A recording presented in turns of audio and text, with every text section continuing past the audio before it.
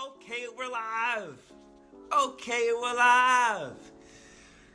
Whew. All right. Okay. What's good, brother?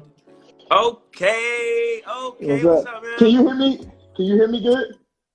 Can I hear you? Yeah. Yeah, I can hear you. All right. So before we get started,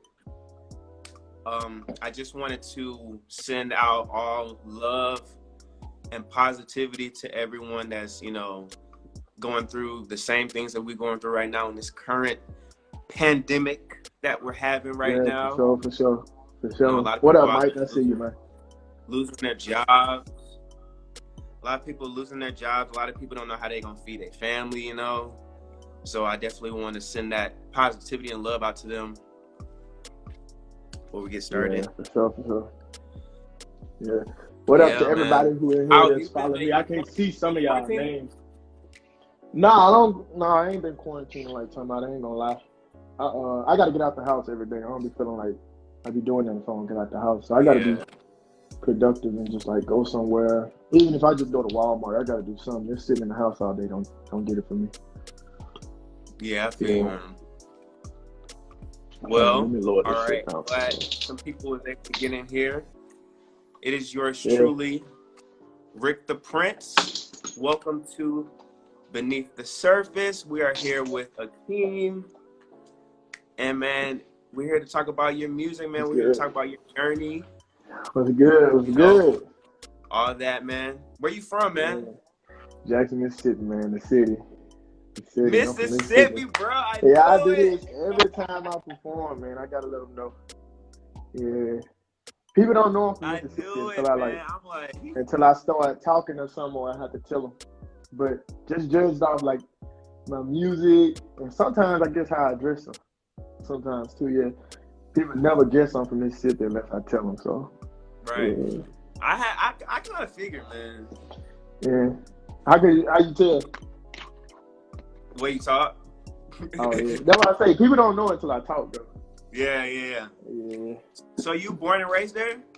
yeah. I was born and raised in Mississippi, in Jackson. I stayed all over Jackson. I moved here when I was 22. Yeah, right at 22. Moved out here to Smyrna. Oh, okay. Yeah, yeah. What made you come over this way, man? Oh, I didn't want to be at home no more. I mean, and it's like that with anybody. Wherever you stand at, you feel like ain't shit there. You feel like it's something, you know what I'm saying, in other places. So it's like, you from here? You from here, Rick? No, I'm originally from Indiana. I said if you stayed in Indiana long enough, or if you've been here long enough, you be feeling like it ain't nothing there. You just need like to get out, or you need like a change of scene. So that's kind of how it was. You come from Mississippi. How was it growing up in Mississippi? Like, how was that? Because I've never been there. Yeah, a lot of folks ain't never been to Mississippi. It's just like growing up anywhere else. Uh, I don't know. You got Really? a ghetto everywhere. Yeah, I mean you got a ghetto everywhere. You got the suburbs everywhere. People think it's like I mean, yeah, cotton true. fields and plantations, and people still think we walk around on dirt roads and stuff like that. And I ain't gonna lie, like I just try to stop people from thinking shit because it just, I play the crazy persona to people who just don't know no better. You know what I'm saying? Sometimes I entertain it and just go along with it, but sometimes I just kind of tell them to educate them and everything like that. Like, nah, we got a city and cities. You know what I'm saying? We actually got malls and shit like everybody else got. Because people who ain't never been, they just, you know what I'm saying, know what they see on TV. You know what I'm saying? Right. Just like everybody assumes, like, oh, if you go to jail, you're gonna get raped or something like that. Like you know what I'm saying, like a stereotype Yeah. that's just like not fitting to all situations. So yeah, Right. but I mean, it was good growing up in Mississippi. It's a real like homey vibe. Like it's like everybody in Mississippi family. Like you don't go nowhere and meet strangers and stuff like that. Yeah. Everybody easy to get along with, man. It's just I don't know. Like when I moved out here, it was so different because it's fake out here. Like back at home, it ain't like that. If it's love, it's love. If somebody don't like it, they don't like it. But out here, people just kind of like they move different. You know what I'm saying? The whole dynamic is just like Yeah. real different. And back home, we just kind of raised to be real genuine and real nice to people. Like You know what I'm saying? And have respect and reciprocate love and everything like that. So out here it was definitely different than like dealing with people, getting to know people. So yeah. All right, so I wanted to talk about a project that you did in early 2019. Yeah. You released Rolling. Yeah. Now, yeah, man. Now I was listening to this project, and I believe this record is a good representation of you and your skills and like what you're capable of. I feel like if someone wanted to get to know Akeem as an artist, like this is where I would point them to this project first off rip. I want you to take me back to how this project came about. You know, what was your mental thought process? How long did it take? You know, because this is a full body of work right here. Bro, it took like, for real, it took like 2 years to do. Matter of fact, it took longer than 2 years, being honest, because one of the songs on there, I had wrote that song like 4 years ago, 5 years ago. And it was sitting in my phone, and it was just like, I just put it out one day as like a throwaway or something, and actually ended up, I had ended up writing the whole project, and I had it like 11 tracks at first, and I was gonna put it out, and I decided to put it out. At the time, I was doing like my Hoodie King videos and stuff when I was trying to really put it out. I had just started doing my Hoodie King videos.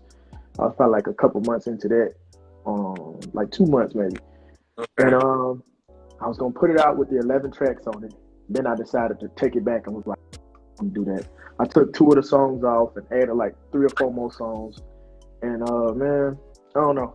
It really is like the perfect representation of me and who and how I am. Like a lot of the ways that I think, I put that into there. What's up, Candy?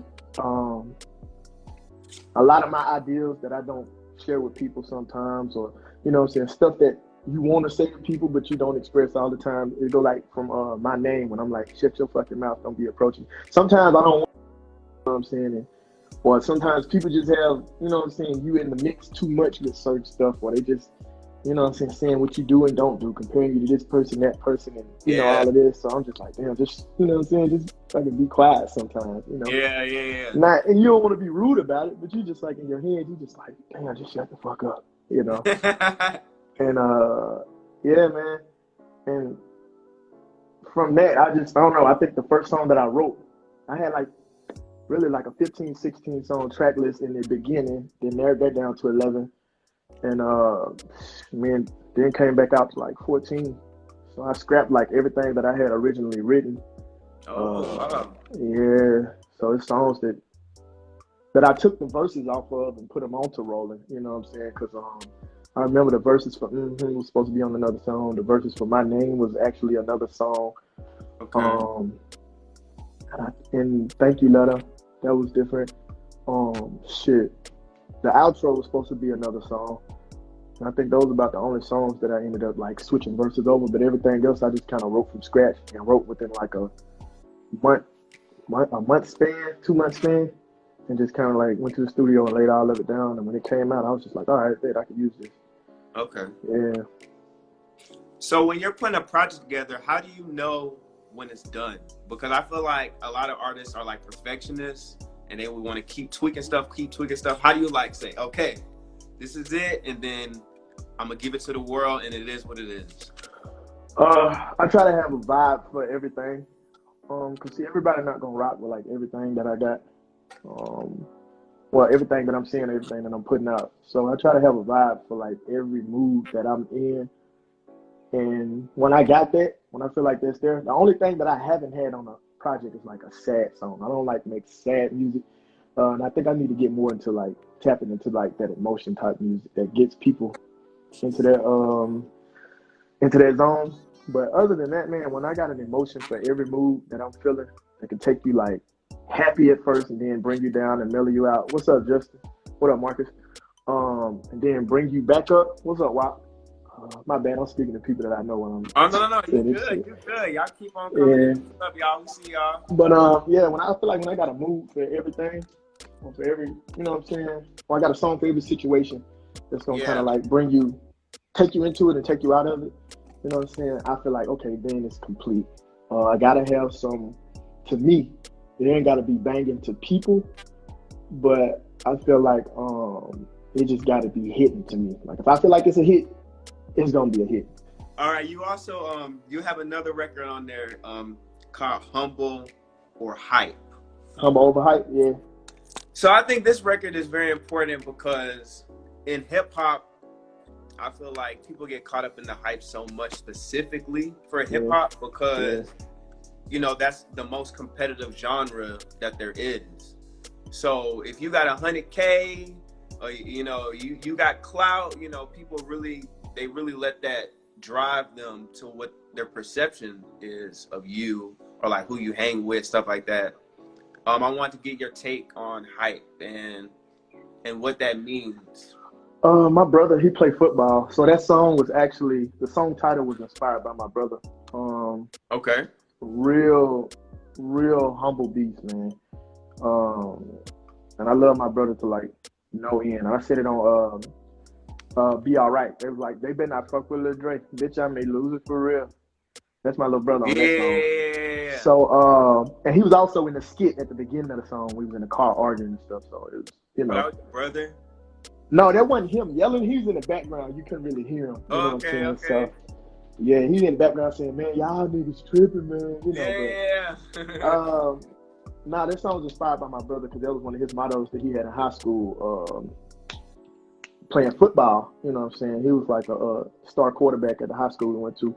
And so his motto was like humble over hype. You know what I'm saying? There was a lot of hype going on around him. And, you know what I'm saying? Everybody just kind of like, oh, you cold and you this and that. But he just kind of like remained humble and never tried to like go too far off into like the, you know what I'm saying, politics of, you know what I'm saying, that came along with everything that was coming at him. So, man, I wrote that song and it was kind of based off of like what's going on today. Like when I say niggas and bitches and bitches and niggas who want to be bitches, that's kind of like you got niggas who gossip about everything. You got niggas who just want to be like all in the mix, like, you know what I'm saying? And it's not our place to be doing that sometimes.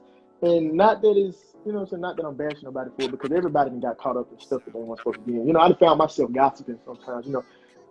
We all go through it, but it's just like when it's like a continual cycle and it's just like, you know what I'm saying, outside of the regular behavior for a man, it's kind of like now you just, you know what I'm saying, you just too out there, like just chill.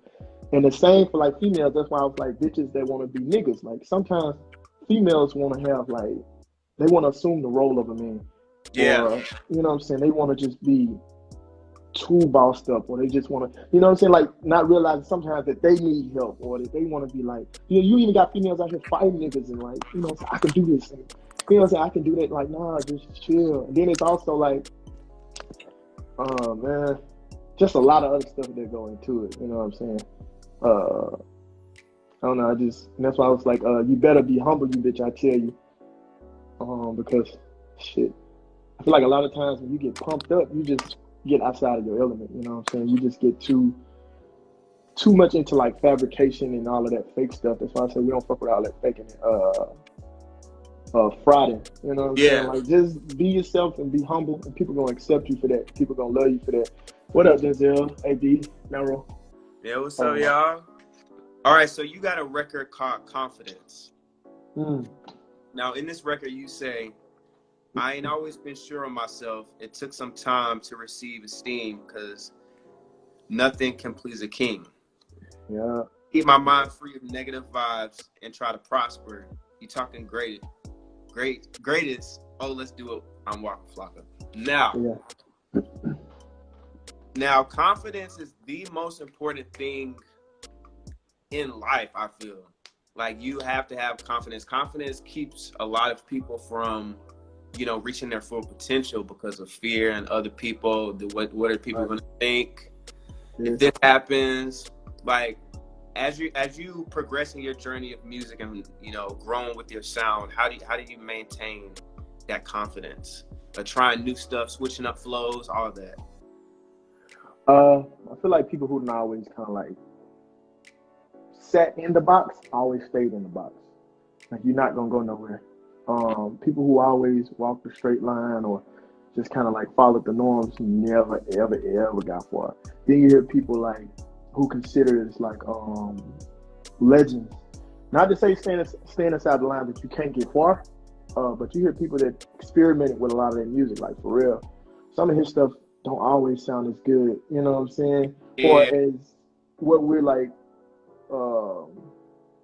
what we're used to in our culture. You know, some of his stuff was weird. Or you got people like Frank Ocean.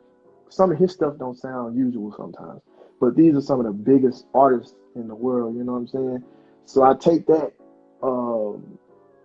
aspect of what they're doing and like not being afraid to experiment with my music and just having the confidence to.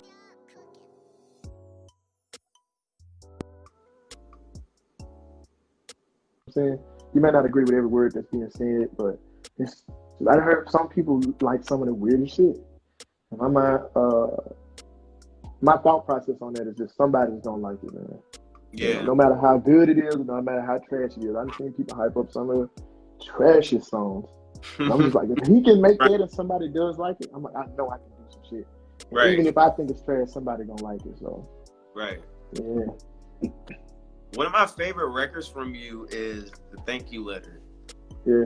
And the reason why this is one of my favorite records from you is because it's kind of a perspective of from the future and the present. You know, it's as if you've already accomplished, you've already won the awards, you've already done this. Yeah. You like, you know, this is the thank you letter. Mm-hmm. I feel like every great artist has one of these kind of records, and you know, I just want to ask you, like, what was your mind process when you was writing this song right here? Man, I'm not even lying, bro. I can't even tell you because I wrote that song like 6 years ago. I remember. You wrote that years ago? Yeah, I wrote that song like way before it was put out, and I don't know what I was thinking when I wrote it, but a lot of my stuff be like, so if you listen real close to it, a lot of the like, I guess the confidence issues come from like the stuff that I talk about in my songs. If you notice, I talk about a lot of girls that didn't want me back then, or I talk about like, bitch, you should have let me hit because you should have known that I was gonna, you know what I'm saying? So I just be like, and I kind of wrote that song. I like to give a special thanks to the niggas who shitted on me, the hoes that didn't holler, the too cool people and those that didn't follow back on Instagram. You know what I'm saying? I always had a problem with motherfuckers that was too cool or felt like they was too much for just simple, regular shit. You know what I'm saying? I hit people on, I DM people back and they be like, oh my God, I didn't think he was going to. And I'm just like, come on now, I ain't nobody. You know what I'm saying? Yeah. And I just, you know what I'm saying? Some people look up to you more than what you know what I'm saying, realize you are more important to some people than you realize you are. So, yeah. Man, I just try to never get too ahead of myself. And that song right there was just like me thanking them people because those are the people that kind of like helped me get to the point where I am today, that built my confidence, you know what I'm saying, knowing that I can't rely on people for my happiness. You know what I'm saying? It gotta come from me. And so I was just basically like thanking them, like, you know what I'm saying? And then I was kind of like, it was kind of part of my struggle too. I talked about a little bit of that in that song, just like some of the stuff I went through growing up. And that was a part of me, you know what I'm saying, like thanking the struggle. Like if it wasn't for the struggle, I wouldn't be this confident or I wouldn't be this, you know what I'm saying, assertive with my music as far as like, you know what I'm saying, making sure that people like grasp what I'm trying to put out there. You know what I'm saying? Because I do kind of like push a message on you. And I try to be like slick with it, but I still try to be like real assertive in like how I'm doing it because it's like repetitive. Like you're gonna keep hearing the message in it, and so yeah. I want to thank you, Akeem, for coming on Beneath the Surface, man. Yeah, appreciate you, brother. On the set. Yeah. Sure. Talk about this project whenever it comes, man. Thank you so much again, man. You keep doing your thing, man. You're very talented, very humble guy. Yeah. I appreciate you, man. Yeah, appreciate you, brother. For real. Yeah, thank you for having me on Beneath the Surface, man. Y'all make sure y'all check this out. To all the people that's gonna be watching it after this, man, be yourself. Be positive.